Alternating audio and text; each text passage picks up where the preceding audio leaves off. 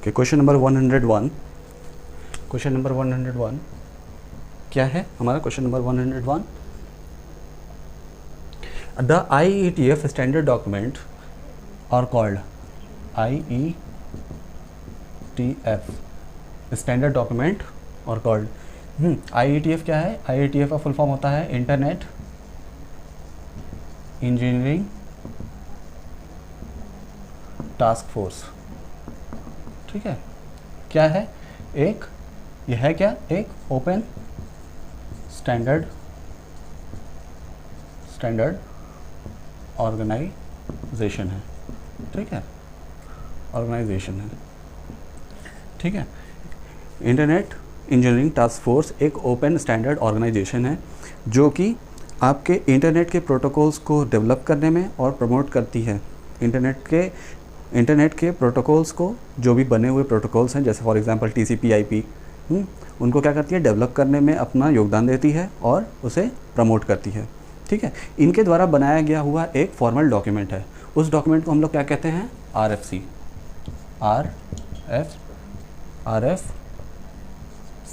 ठीक है, इसका फुल फॉर्म है रिक्वेस्ट फॉर कमेंट। ठीक है,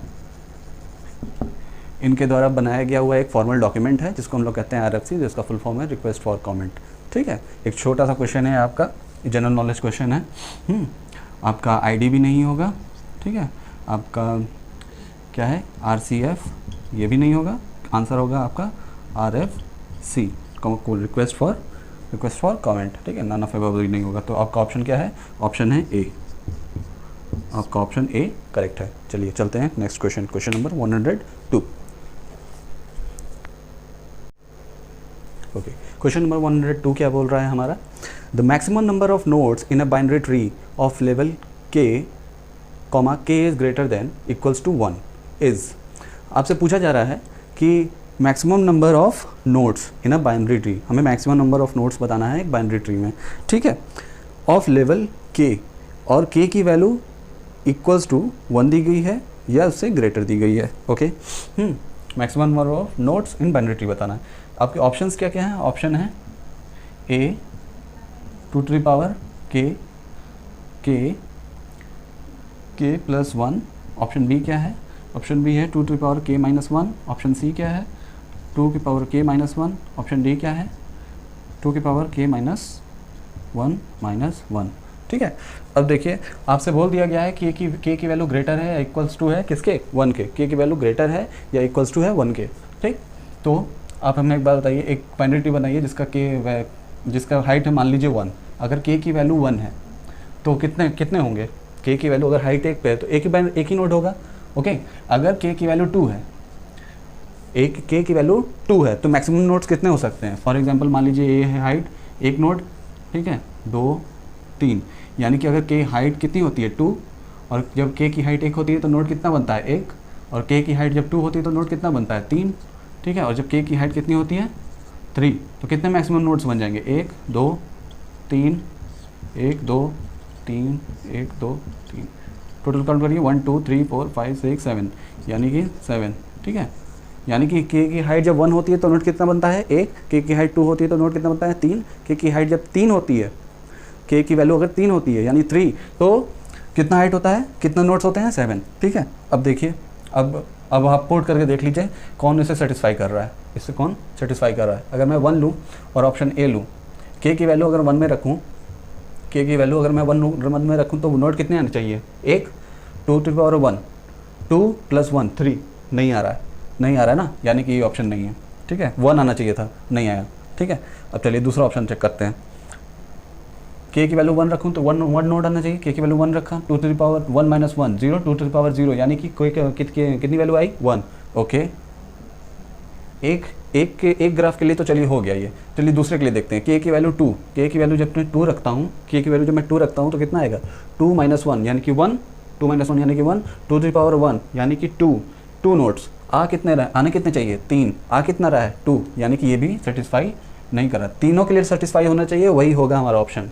मतलब और भी आप देख सकते हैं, लेकिन 3 इनफ है आप देखने के लिए। आप K की वैल्यू 4 रख के देख सकते हैं, 5 रख के देख सकते हैं। ठीक है, लेकिन उतना टाइम नहीं है हमारे पास, हम जल्दी कर लेते हैं। K की वैल्यू जब मैं यहाँ 1 रखता हूँ, K की वैल्यू जब यहाँ 1 रखता हूँ, ठीक है, एक सेकेंड, ये -1 है, ठीक है। k की वैल्यू जब मैं यहाँ 1 रखता हूँ तो क्या आएगा, 2 टू द पावर k यानी कि 2 - 1, कितना वैल्यू आया नोड का, 1, ओके आ गया, ठीक है। 2 के लिए रख के देखता हूँ, 2 k की वैल्यू जब मैं 2 रखता हूँ तो कितनी वैल्यू आएगी, 2 टू द पावर 2, 4 - 1, 4 - 1 यानी कि 3 नोड आए हैं, बिल्कुल आए हैं। अच्छा लास्ट वाला k की वैल्यू 3 के लिए देख लेता हूँ, k की वैल्यू अगर 3 रखता हूँ तो k की वैल्यू 3 रखता हूँ 2 टू द पावर 3 - 1 यानी कि 7, ये भी सेटिस्फाई कर दिया। चलिए एक और रख के देख लेते हैं, k की वैल्यू 4 रख के देख लेते हैं। k की वैल्यू जब मैं 4 रखता हूँ मतलब हाइट हमारी कितनी है, 4 है, ये हाइट 2 हो गई, कितने 3 बने, 1 2 3 4, 1 2 3 4 यानी कि 1 2 3 4 5 6 7 8, ठीक है। ऊपर कितने बन रहे हैं, 7, तो 7 और 8 15। तो देखिए अगर मैं हाइट कितनी दूँ, 1 2 3 4, अगर मैं 4 हाइट दूँ तो मुझे कितना मिलना चाहिए, 15 मिलना चाहिए ना। चलिए 2 के पावर 4 रखा तो कितना है, 16, 16 - 1 15, ओके, चारों के लिए सेटिस्फाई कर रहा है, इसका मतलब ये ही हमारा आंसर होगा। और डी भी देख लेते हैं, 2 के पावर k - 1, k की वैल्यू 1 रखा 1, ओके, 1 - 1 0, 2 टू द पावर 0 यानी कि 1 1 - 1 0, ये तो बिल्कुल ही नहीं होगा, ये भी नहीं होगा, ये भी नहीं होगा, ये भी नहीं होगा। ऑप्शन सी हमारा सही है, ऑप्शन सी। क्वेश्चन नंबर 102 का आंसर क्या होगा, ऑप्शन नंबर सी, ठीक है। चलते हैं next question, question number 103। Okay, question number 3 क्या है आपका, syntax directed translation scheme is desirable because, okay, SDT जो होता है हमारा वो डिज़ायरेबल होता है क्योंकि वो इजी टू मॉडिफाई होता है,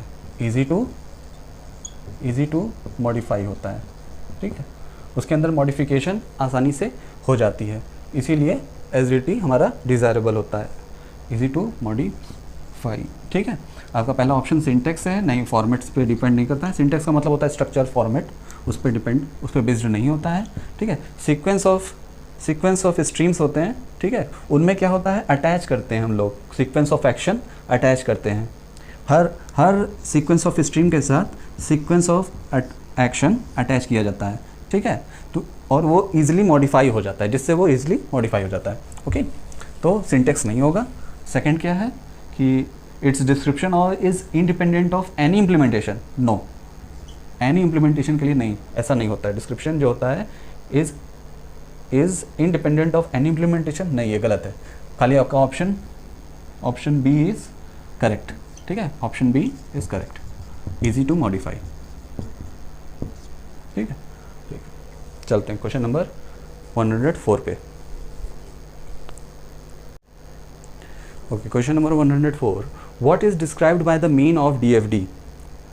डीएफडी का क्या मतलब है, एज जैसा कि हम जिसे स्टडी अर्लियर, जिसे हम लोग पहले पढ़ते हैं, एंड रिप्रेजेंट करते हैं किसमें, अलजेब्रिक फॉर्म में, ठीक है, उसे हम लोग क्या कहते हैं। तो ऑप्शन आपका क्या है, पहला ए, क्या है, डेटा फ्लो।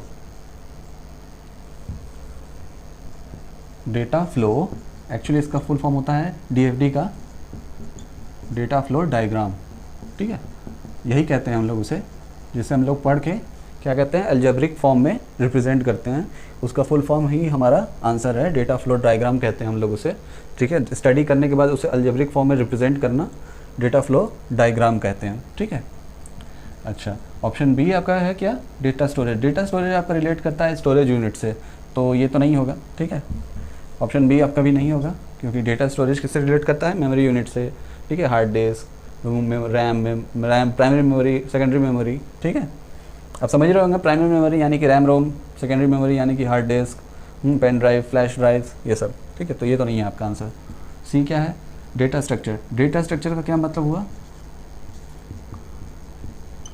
डेटा स्ट्रक्चर का क्या मतलब हुआ, अगर आपका कोई प्रोग्राम है जो कि प्रोसेस में है, कोई प्रोग्राम आपने एग्जीक्यूट किया वो प्रोसेस में है, तो उस वक्त सारे जितने भी वेरिएबल्स होंगे, जितने भी आपने फंक्शंस यूज़ करे होंगे, वो कहीं ना कहीं जाके किसी मेमोरी में सेव होंगे, स्टोर हो रहेंगे, टेम्परेरी कोई अपने डेटा को कहीं स्टोर कर रहे होंगे ऑर्गेनाइज्ड वे में, ठीक है, ऑर्गेनाइज्ड वे में स्टोर कर रहे होंगे। तो जिस तरीके से वो स्ट्रक्चर बनाएंगे अपने डेटा का, वही उस प्रोग्राम को हम लोग कहेंगे डेटा स्ट्रक्चर, या प्रोग्राम बोल रहा हूँ मैं, उसके ऑर्गेनाइजेशन को, उसको रखने के तरीके को, उसको डेटा को मेमोरी में सेव होने के तरीके को हम लोग कहते हैं डेटा स्ट्रक्चर, ठीक है। कि किस तरीके से डेटा को, उसका डेटा का किस तरीके से फॉर्मेट, क्या फॉर्मेट है, किस तरीके से रखा गया है मेमोरी के अंदर, वो सेव है किस तरीके से, वो डेटा स्ट्रक्चर बात करता है। डेटा स्ट्रक्चर तो एक ब्रांच भी है कंप्यूटर साइंस की, जो कि डेटा के स्ट्रक्चर की बात करती है कि किस तरीके से वो रहेगा, स्टैक, क्यू, लिंक लिस्ट, किस फॉर्म में रहेगा। तो ये भी हमारा आंसर नहीं है, ठीक है। डी क्या है, data element. Data element, for example आपके बहुत सारे डेटाज हैं, ठीक है, ए बी सी डी, बहुत सारे डेटा हैं, डेटा हैं, उनमें से एक डेटा होगा, उसे कहेंगे हम लोग सिंपली डेटा एलिमेंट, ठीक है। एक होता है डेटा, एक होता है डेटा, एक होता है डेटम, ठीक है। डेटा प्लुरल फॉर्म होता है डेटा का, अरे किसी वैल्यू का, किसी रॉ वैल्यू का प्लुरल फॉर्म होता है डेटा, और सिंगुलर फॉर्म होता है डेटम, ठीक है, याद रखिएगा, ठीक है। आपका आंसर क्या है, डेटा फ्लो डायग्राम। चलिए चलते हैं क्वेश्चन नंबर 105 पे, ठीक है। ओके, क्वेश्चन नंबर 105 क्या है, what will be the equation of simplification of given K map. This is your given K map. आपको 4 ऑप्शन दिए गए हैं, आपको बताना है कि इस गिवन के मैप का अलजेब्रा क्या होगा, सिंप्लीफिकेशन क्या होगा। ओके, तो देखिए हमें दिए हुए हैं, इसमें वैल्यू भी 1 1 1 1 और डोंट केयर कंडीशंस भी दी गई हुई हैं, ठीक है। आपको बताना है इसमें क्या होगा इसका सिंप्लीफिकेशन, ठीक है। चलिए करते हैं इसके के मैप। अब डोंट केयर कंडीशन है, अगर आपके बड़े से बड़े क्यूब बनाने में डोंट केयर कंडीशन काम में आते हैं तो उनको भी हम लोग कंसिडर कर लेंगे, ठीक है। हम लोग मैक्सिमम क्यूब बनाने की ओर जाएंगे, ठीक है। अब देखिए एक एक्स ये है, एक एक्स ये है, ये 1 है, ये एक्स है, ठीक है। एक क्यूब बन गया, एक्स एक्स 1 1 एक्स। अब देखिए यहाँ पे क्या है, यहाँ पे एक कॉलम मिल रहा है आपको, ठीक है। इससे आप कनेक्ट करने से कोई मतलब नहीं होगा, यहाँ से डायरेक्ट कॉलम मिल जाएगा, तो आप इस पूरे को ले लीजिए, ठीक है, ठीक है। आपने पूरा को ले लिया। अब चलिए बना लेते हैं। देखिए 0 0 0 0 1 0, ठीक है, 0 0 1 0। जहाँ सेम है और 0 है तो उसे कॉम्प्लीमेंट कर देंगे, और 1 है तो उसे छोड़ देंगे, ठीक है। अब देखिए ये 0 है, ये 0 है, b की वैल्यू 0 0 है, ठीक है, b की वैल्यू 0 0 है, तो उसे 1 करने के लिए b को b कॉम्प्लीमेंट। और यहाँ पे क्या है, यहाँ देखिए यहाँ पे 0 है और यहाँ पे 0 है, तो d की वैल्यू भी 1 करने के लिए d कॉम्प्लीमेंट, ठीक है। अच्छा, अब क्या करेंगे, इसे प्लस कर लेते हैं। अब देखिए ये आ गया आपका, यहाँ पे सारे कैरेक्टर्स चेंज हो रहे हैं, यहाँ पे कोई भी चीज़ सेम नहीं है, तो हम कोई एक सिंगल वेरिएबल नहीं ले सकते हैं, ठीक है।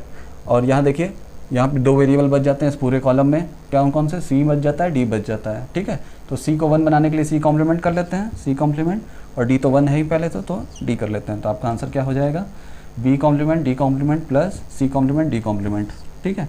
अगर किसी को के मैप नहीं पता है, के मैप कैसे करते हैं, किस तरीके से नहीं करके, तो मुझे कमेंट में लिख के बता सकता है, मैं उसके लिए एक सेपरेट वीडियो बना दूंगा, ठीक है। चलिए क्वेश्चन चलते हैं, क्वेश्चन नंबर 106।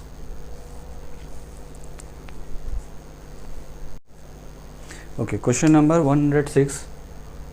106 क्या है कि आपको दिया गया है एक रेगुलर एक्सप्रेशन, और आपको पूछा गया है कि ये किस तरीके की स्ट्रिंग जनरेट कर रहा है, या इसका स्ट्रिंग को किस तरीके से आप रिप्रेजेंट करेंगे, ठीक है। स्ट्रिंग क्या है, 0 0 प्लस 0 1 प्लस 1 0, फिर 0 प्लस 1 स्टार, ठीक है। अच्छा, ये बताना है किस तरीके की स्ट्रिंग रिप्रेजेंट करेगी, ठीक है। आपके ऑप्शंस क्या हैं, string not starting with 1 1, string of odd length, string starting with 0 0, string of even length, ठीक है।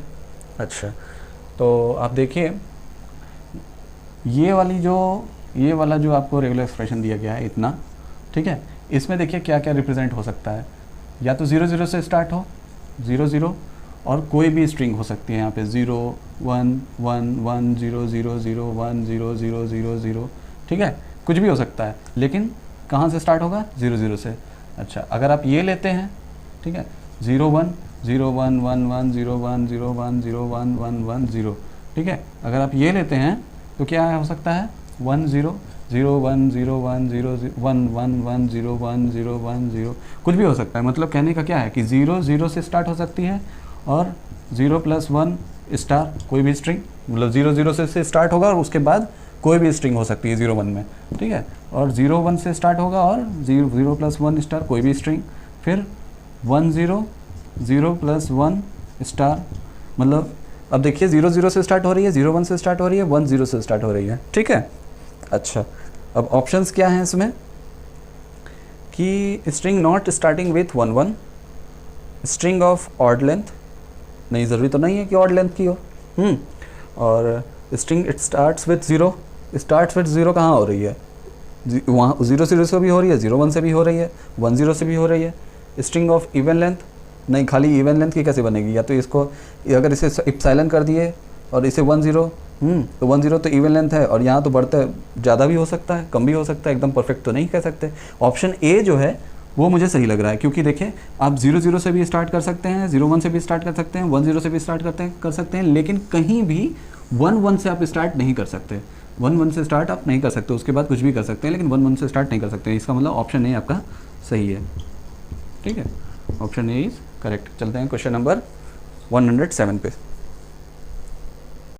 क्वेश्चन नंबर 107, इसमें क्या है, if every functional dependency in set ई, कोई सेट ई है, ठीक है, उसमें सेट ई में क्या है, एफडीज हैं, ठीक है, एक सेट ई है उसमें क्या है, फंक्शनल डिपेंडेंसीज हैं, ठीक है, is also in closure of F, ठीक है, और एक एफ नाम का हमारा क्या है, सेट है, उसमें भी कुछ फंक्शनल डिपेंडेंसी हैं।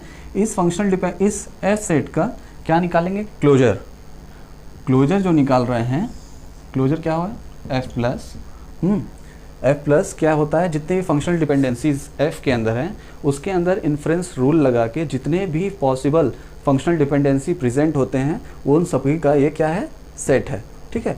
और क्वेश्चन हमें ये कह रहा है कि जितने भी फंक्शनल डिपेंडेंसीज ई में हैं, जितने भी फंक्शनल डिपेंडेंसीज ई में हैं वो सभी क्या हैं, इंक्लूडेड हैं किसमें, एफ प्लस में, एफ प्लस में, ठीक है। अब एफ प्लस में इंक्लूडेड है तो इसको हम किस तरीके से क्लासीफाई करेंगे, तो सिंपल सी चीज़ है कि जो आपका ई है, जो आपका ई है वो क्या कर रहा है, पूरी तरीके से कवर कर रहा है किसको, अब आपका जो एफ है वो पूरी तरीके से ई को कवर कर रहा है, ओके सॉरी, आपका जो एफ जो आपका सेट है वो पूरी तरीके से ई को कवर कर रहा है, ठीक है। तो मैं कैसे लिख सकता हूँ कि E is covered by F, E is covered by F, closure नहीं लिखते हम लोग, ठीक है, E is covered by F, क्योंकि एफ के क्लोजर जो है, जो एफ का जो क्लोजर है वो पूरी तरीके से किसको कवर कर रहा है, ई को, क्योंकि ई के जितनी भी फंक्शनल डिपेंडेंसीज हैं वो सारी की सारी इंक्लूडेड है किसमें, एफ क्लोजर में, किसमें इंक्लूडेड है, एफ क्लोजर में। तो आपका क्या होगा आंसर, ऑप्शन बी, ठीक है, आपका ऑप्शन होगा B, F plus closure covered by E, ऐसे नहीं लिखते हैं, ठीक है, F D is covered by E, नहीं ये भी नहीं होगा, F is covered by E, नहीं, ई के द्वारा एफ कवर्ड नहीं हो रहा है, एफ के द्वारा ई कवर हो रहा है, ठीक है, ठीक है, तो E is covered by F, option number B. चलते हैं क्वेश्चन नंबर 108 पे। ओके, क्वेश्चन नंबर 8 क्या है, question number 8, in which one of the following pages replacement policies Belady's anomaly में अकर। बिलेडी एनॉमली एक तरीके की प्रॉब्लम है जो आपको फीफो में देखने को मिलती है, फर्स्ट इन फर्स्ट आउट में। होता क्या है कि सपोज़ करिए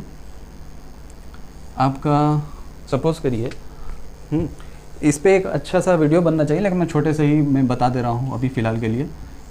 सपोज़ करिए आप एक ऑप्टिमल एल्गोरिदम लगाते हैं, ऑप्टिमल, और एक लगाते हैं LRU और एक लगाते हैं फीफो, ठीक है।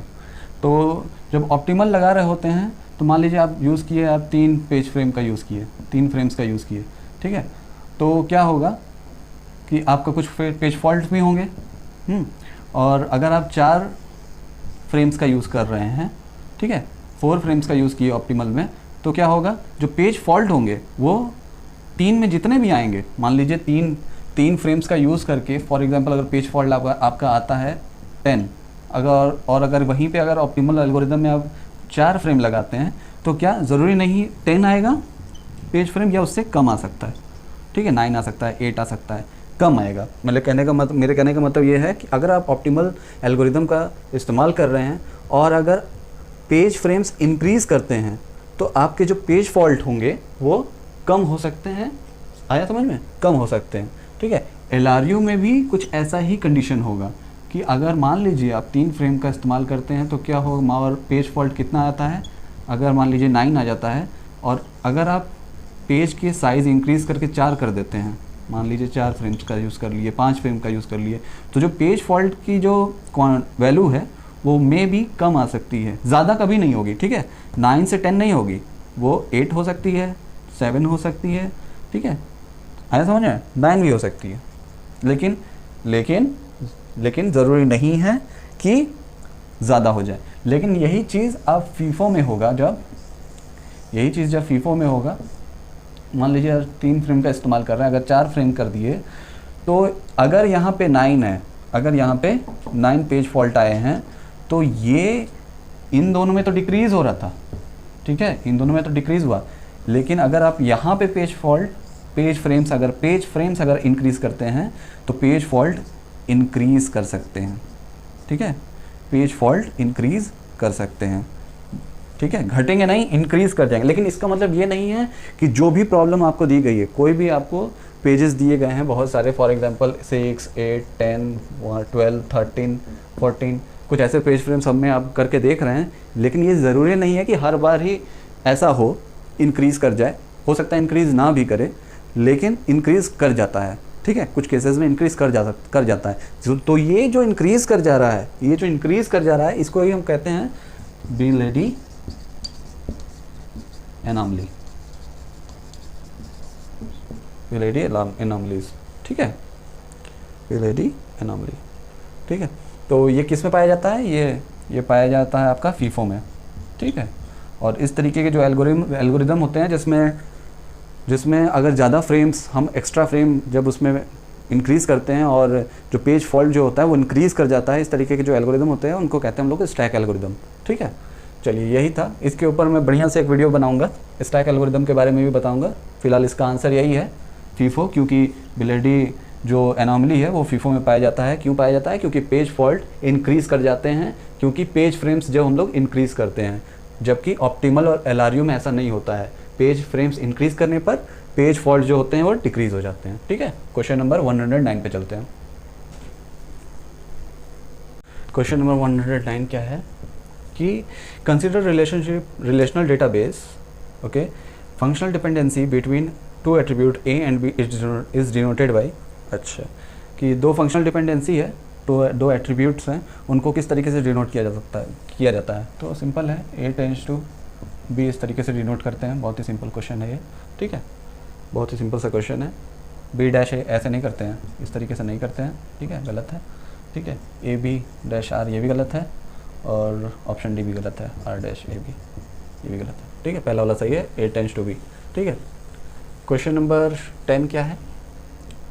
Question number 110, okay, question number 110 क्या है? Where does swap resides? हमारा ऑप्शन है रैम, A रैम में रहता है, B क्या है? रोम में रहता है, C डिस्क में, चौथा है ऑन चिप कैश, ठीक है। तो रैम में क्या होता है? रैम में रेडी क्यू में जितनी सारी चीज़ें होती हैं रैम में होती हैं, और रनिंग प्रोसेस रैम में रहता है, ठीक है। रोम में फार्मवेयर रहता है, फॉर्मवेयर, ठीक है, फॉर्मवेयर पाया जाता है, ठीक है। इसमें कोई चीज़ हम लोग भेज नहीं सकते हैं, ठीक है, सिर्फ रीड कर सकते हैं, इसीलिए इसका नाम रीड ओनली मेमोरी है, ठीक है। तो स्वैप करने का तो कोई चक्कर ही नहीं है, खाली एक बार जब मैन्युफैक्चरर ने उसमें अपना फॉर्मवेयर डाल दिया तो उसके बाद हम लोग उसमें कोई स्वैपिंग या कुछ भी नहीं कर सकते हैं, ठीक है। उस IC को ही निकालनी पड़ती है, ठीक। तो रीड ओनली मेमोरी में स्वैप का कोई चक्कर ही नहीं है, ठीक है। ऑन चिप कैश मेमोरी में क्या होता है? जो लीस्ट रिसेंटली यूज आइटम होते हैं वो होते हैं, ठीक है। तो डिस्क में क्या होता है? जब भी कोई न्यू प्रोसेस जो हम लोग क्रिएट करते हैं, ठीक है, न्यू प्रोसेस से हम लोग जाते हैं रेडी क्यू में, ठीक है, रेडी क्यू से ये रैम में होता है, ठीक। और उसके बाद ये क्या हो, जो भी रेडी प्रोसेस है उसके बाद वो कहाँ जाता है, रेडी से रनिंग में जाता है, ठीक है, यानी कि प्रोसेसर के पास जाता है, ठीक है। और उसके बाद एंड हो जाता है, टर्मिनेट, ठीक है। इस बीच में अगर कोई भी चीज़ होती है तो वेट करती है, ठीक है, वेट करती है, वेटिंग स्टेट में रहती है, ठीक है। वेटिंग स्टेट या तो डिस्क में रहेगी, और अगर वेटिंग से बहुत ज़्यादा लेट हो गया तो वो क्या चली जाएगी, सस्पेंड हो जाएगी, ठीक है, सस्पेंड में चली जाएगी, तो डिस्क में ही रहेगी सस्पेंड होने पे। तो कहाँ रहता है स्वैप होने पे, यहाँ से देखिए, यहाँ से यहाँ चला गया स्वैप होके, फिर ये इधर चला जाएगा रेडी क्यू में जो होगा, हाँ। अगर आईओ वेटिंग होगा तो आईओ से फिर वो चला जाएगा रेडी में, हाँ, स्वैप होता रहेगा, डिस्क में ही रहेगा, ठीक है। तो डिस्क, ठीक है, जो भी स्वैप होने पर जो भी कहाँ जाती है, किस स्पेस में जाती है, वो डिस्क में जाती है, ठीक। रैम में नहीं जाती है, रैम में रेडी क्यू रहता है और रनिंग में प्रोसेस में रनिंग रहता है, प्रोसेस मतलब प्रोसेसर के पास जो भी प्रोग्राम रन कर रहा है वो प्रोसेसर के पास रहता है, रैम में रेडी क्यू रहता है, ठीक है, ओके। स्वैप होने पर कहाँ जाता है, डिस्क में, ठीक है। आज के लिए बस इतना ही, 10 क्वेश्चन हम लोग अगले वीडियो में पढ़ेंगे।